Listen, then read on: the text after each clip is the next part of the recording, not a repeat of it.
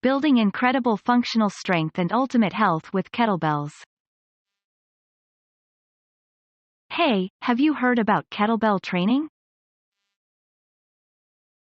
Likely you've seen them cropping up at your local gym, and possibly you'll have seen a few YouTube videos on the subject.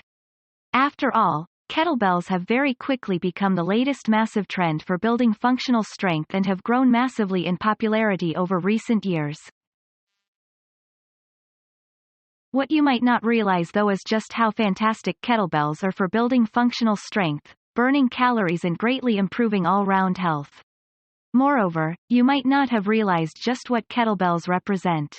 Specifically, kettlebells represent a move to an entirely new type of training and an entirely new philosophy surrounding it. To be frank, right now your fitness routine is probably woefully insufficient.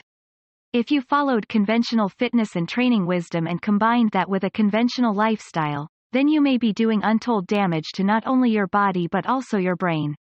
That is not to say that you have been misled, simply that we are discovering new information all the time and that this is constantly shifting paradigms with regards to the best forms of training.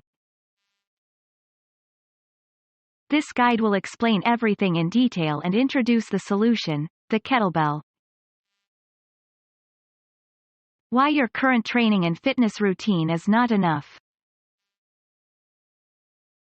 Consider for a moment the circumstances that led to our evolution and to our current state of being.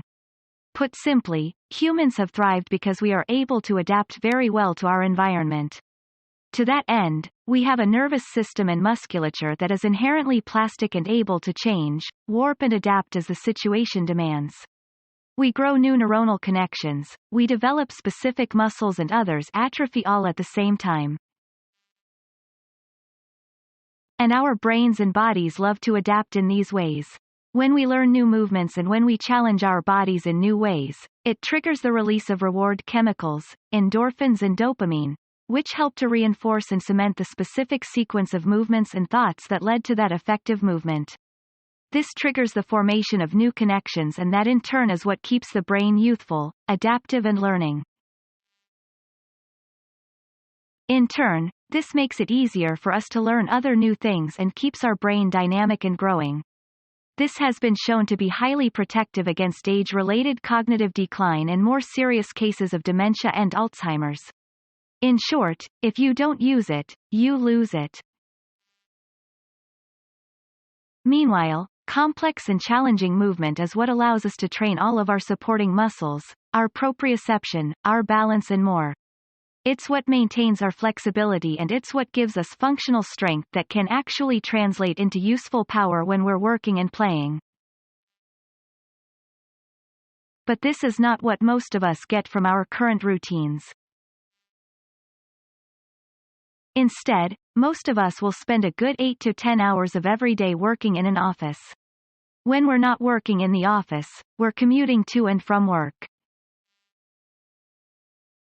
All this time we are sitting in the dark, while highly stressed. When we're not commuting in and out of work, we're probably sitting at home in front of the TV. Sitting is incredibly bad for your health.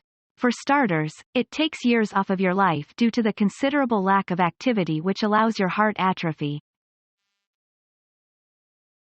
Meanwhile, it causes serious changes to your musculature. Your hip flexors, the muscles that you use to curl your legs behind you, will become stretched and weakened.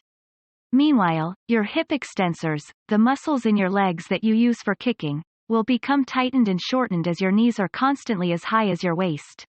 This creates an imbalance that results in more pressure being placed on one side of your pelvis than the other.